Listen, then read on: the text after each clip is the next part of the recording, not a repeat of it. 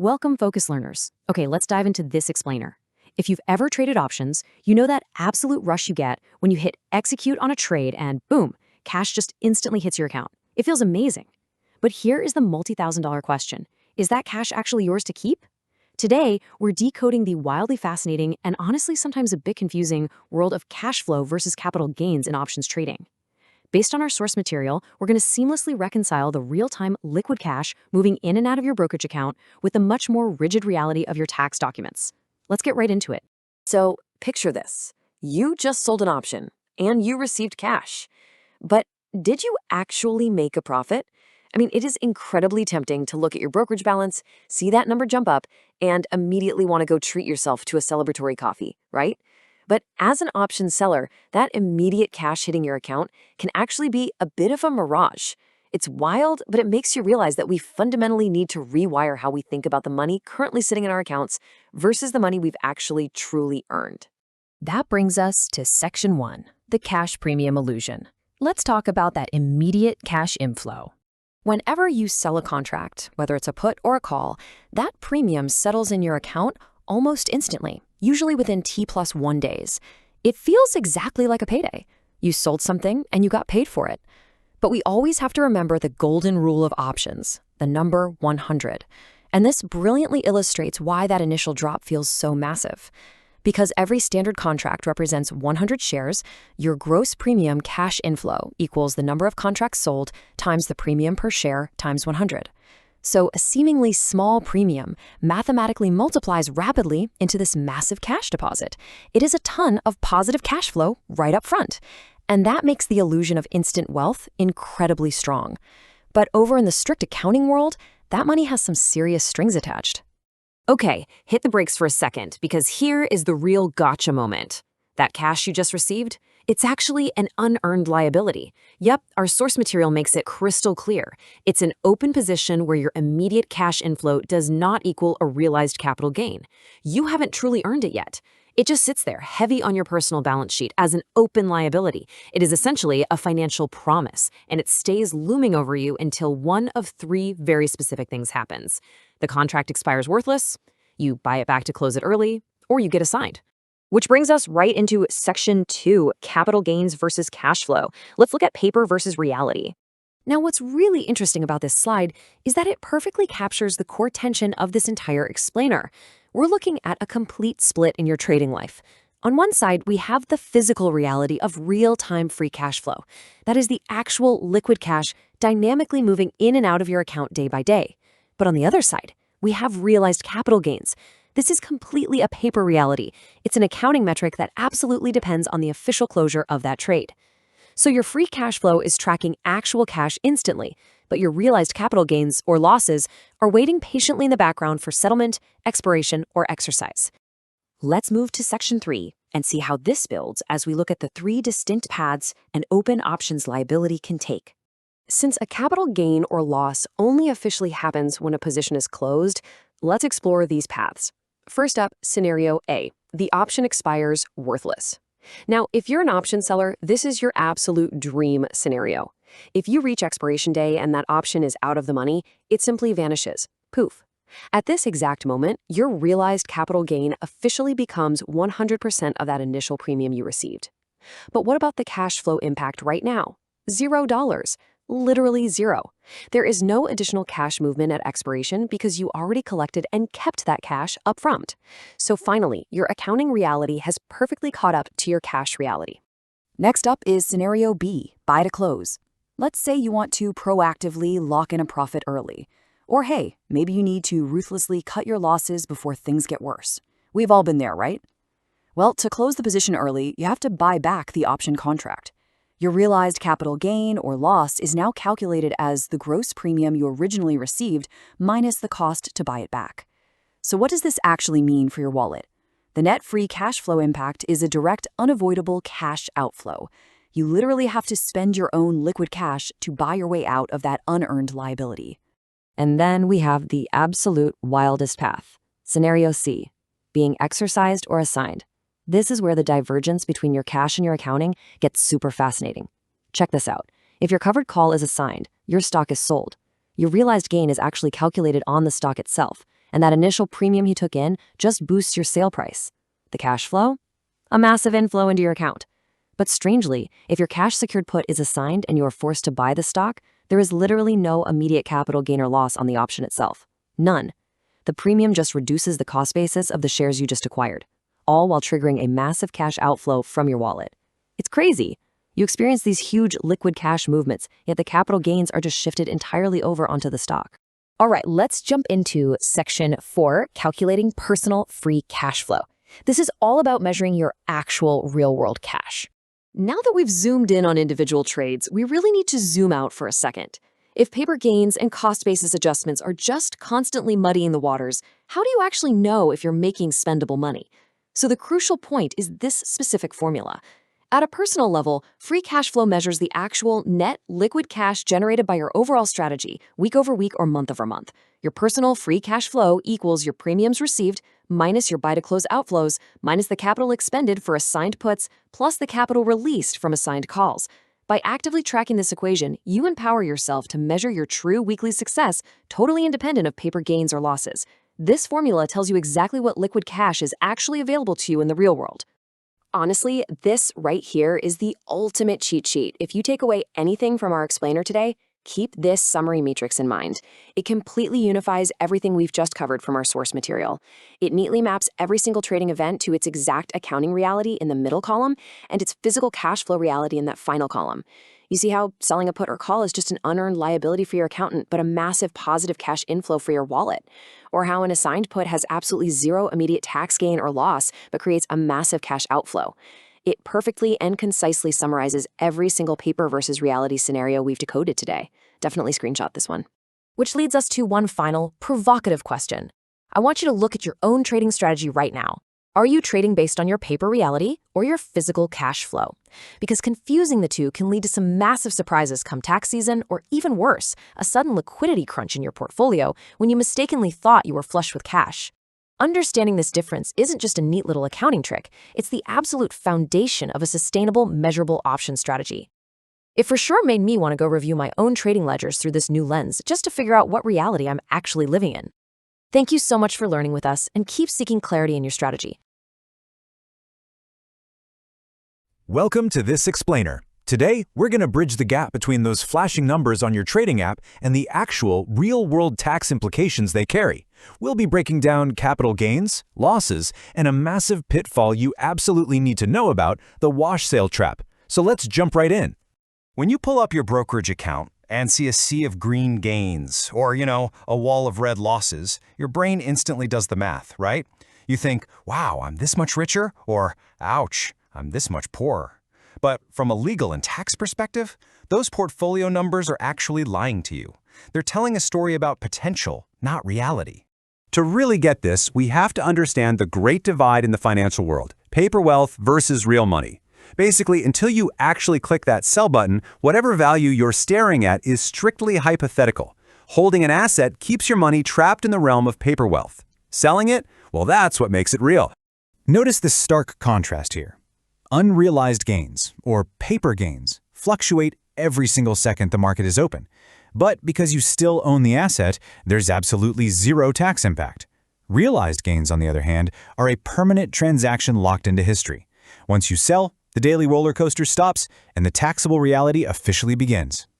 Now, you might be wondering, why doesn't the government just tax your portfolio as it grows on the screen? Like, if you're up 10 grand by December 31st, why doesn't the IRS just step in and demand a cut of that newly generated wealth right then and there? Honestly, it seems like an easy way for them to collect, doesn't it?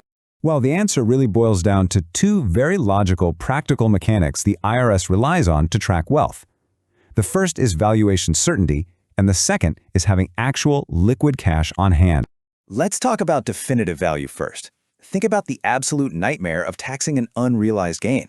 I mean, if your tax bill was based on a moving target, you literally owe a different amount of money every single minute. Forcing a sale creates an exact, indisputable dollar amount that can be set in stone and taxed accordingly. And the second piece is liquidity. The system brilliantly waits until you actually have the money from a sale, so you aren't squeezed to pay phantom taxes. Imagine you bought a stock. It absolutely skyrockets in value, but you don't have any extra cash in your checking account. If the government taxed your unrealized gains, you'd be forced to sell off pieces of your winning investment just to afford the tax bill on its own growth. So the system avoids this entire mess by waiting until you have realized the gain and have cold, hard cash in hand. Okay, so just when you think you've got it all figured out, you know how to claim a realized loss on your taxes, cleverly using losing trades to offset your winning ones, the IRS introduces a massive complication to the rulebook. It's a pitfall that catches countless investors completely off guard every single year. Welcome to the wash sale trap. This brings us to a strict IRS guardrail. Look, the IRS knows investors are smart. They know you might be super tempted to sell a losing stock just to harvest a juicy tax deduction, only to immediately buy it right back because, hey, you still believe in the company long term. To stop you from artificially generating deductions while essentially holding the exact same portfolio, the wash sale rule was born. And this entire rule hinges on a very specific time frame, 30 days. If you sell a stock for a loss but you buy back a substantially identical asset within 30 days before or 30 days after the sale, boom, you trigger the rule. That actually creates a full 60-day danger zone around your trade that you have to watch out for. Financial math can get kind of confusing quickly, so we're going to slow down for a second and walk through the exact life cycle of a wash sale, step by step, to see how it actually impacts your bottom line. Follow this journey with me. Say on day 1, you invest $1,000 by buying 10 shares of company X at $100 each. Fast forward to day 300. The stock is down, so you decide to cut your losses, selling those 10 shares at $80 each. Okay, you've now locked in a $200 realized loss to offset your taxes. But wait, 2 weeks later, the price drops to $70. You think, man, that's a steal, so you buy 10 shares again. But because you repurchase within that 30-day window, the trap snaps shut. Because you acted inside that window, the immediate pain is that your $200 loss is completely disallowed for this year's taxes. No deduction for you right now. But here is the absolutely crucial insight. The IRS doesn't actually steal your deduction permanently. They just defer it. They take that $200 disallowed loss and literally add it directly to the cost basis of your newly bought shares. Let's look at how that math actually shakes out. You paid $70 in cash for your new shares, right? But the IRS takes your $200 total disallowed loss, divides it by your 10 shares, and adds a $20 penalty spread to your new purchase. So for tax purposes, the IRS acts as if you paid $90 for those shares. You will eventually get to claim that original loss, but only when you finally sell these new shares completely free and clear of any wash sale window. So ultimately, understanding the line between paper wealth and realized money is the only real way to prevent accidental tax blunders. I leave you with this final thought. Are you managing your trades with the full picture in mind? Or are you accidentally building yourself a tax trap? By respecting that 30-day wash sale window, you can navigate your portfolio with a lot more clarity and confidence. Keep learning, keep your strategy structured, and we'll catch you in the next explainer. Welcome to today's explainer. If you've ever opened your brokerage app, smiled at those big green numbers, and then felt completely confused when tax season rolled around, well, you are in exactly the right place. Today, we're cracking wide open the Robinhood tax mystery. We are going to explore the fascinating and sometimes frustrating divide between what your app screen tells you and the harsh reality of what actually gets reported to the IRS. Okay, let's dive into this. Why exactly doesn't your Robinhood profit match your taxes? You look at your phone, you see a fantastic estimated profit right there on your home screen, you're feeling pretty great about your investing skills, and then boom, you get your official 1099 tax form in the mail and the numbers just do not align. It feels like a glitch, right? But it's actually not a mistake at all. This discrepancy happens for a very specific reason, and honestly, understanding it is absolutely critical for anyone trying to get an accurate rate on their financial standing. So, the primary culprit for this whole mix-up? Robinhood actually runs two completely separate rulebooks simultaneously. It's literally like having two sets of books. On one side, we have the average cost, and this is the metric driving that home screen you check every day. But on the flip side, we have the tax cost basis, and this is the heavyweight metric that speaks directly to the IRS.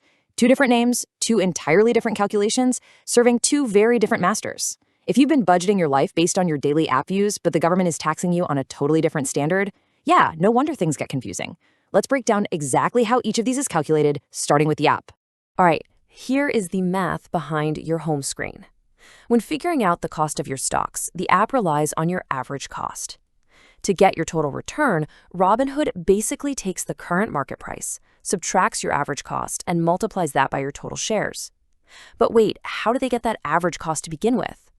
Well, it's simply the total amount you paid for your currently held shares divided by the number of shares you own. So say you bought a share of a company at $10 and later bought another share at $20. Your average cost, $15. Simple enough? Robinhood designed this specific metric just as a quick reference point.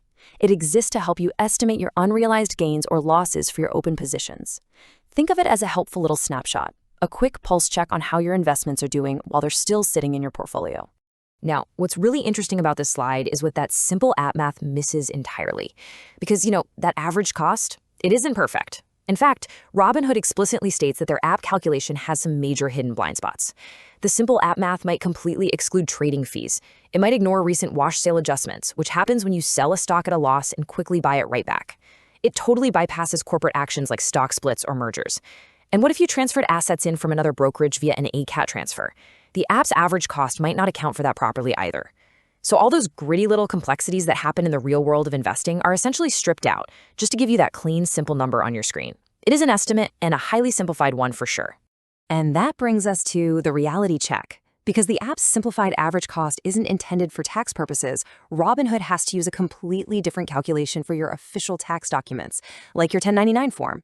Enter the tax cost basis. This is the heavyweight champion, folks. This is the metric that dictates your official reality.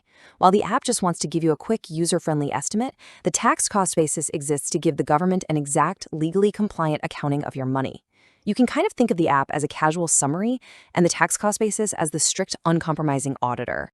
And here is exactly why this auditor's math looks so wildly different. Unlike the app's quick division, your official tax cost basis meticulously adjusts for reality by adding back in all of those missing pieces we just talked about. It starts with the original cost of the investment, sure, but then it is officially adjusted for trading fees, it's adjusted for corporate actions, it is adjusted for wash sales. Basically, every single variable that the app display ignores to keep things looking simple, the tax cost basis carefully calculates and includes. This is exactly why the number reported to the IRS is almost always going to be different from that smooth, simplified average you see when you check your phone in the morning.